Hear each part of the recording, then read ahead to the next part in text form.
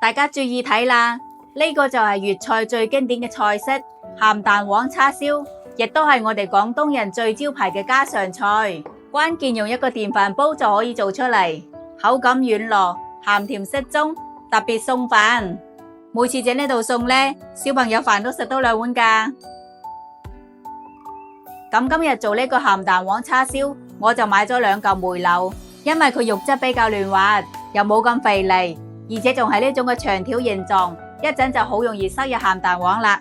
咁買返嚟嘅肉，我哋只需加1匙羹鹽，同1匙羹麵粉，倒入清水捽一捽，洗一洗，就冇晒腥味，好乾淨啦。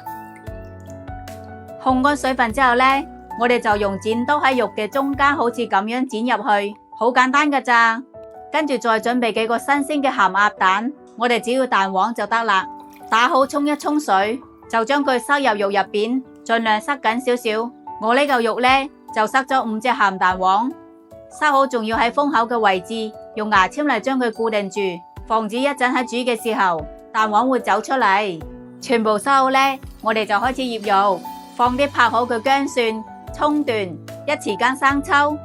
撈勻之後就放冰箱醃返3個鐘以上。我一般都係早上買返嚟醃好，下午嚟煮就啱啱好入味啦。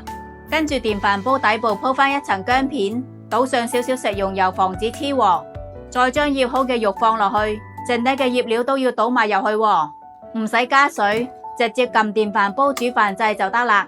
各位靚仔靚姐，我每日都喺度用心分享簡單又好食嘅家常菜，可唔可以點個免費小紅心鼓勵支持一下呀？真係多謝大家。咁中途我哋要翻下面，會上色得更加均勻。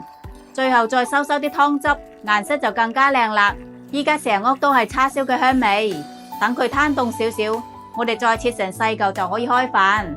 咁樣做嘅鹹蛋黃叉燒，鮮嫩多汁，軟軟糯糯，一家大細都特別中意食。學識咗，個個都讚你係大廚㗎。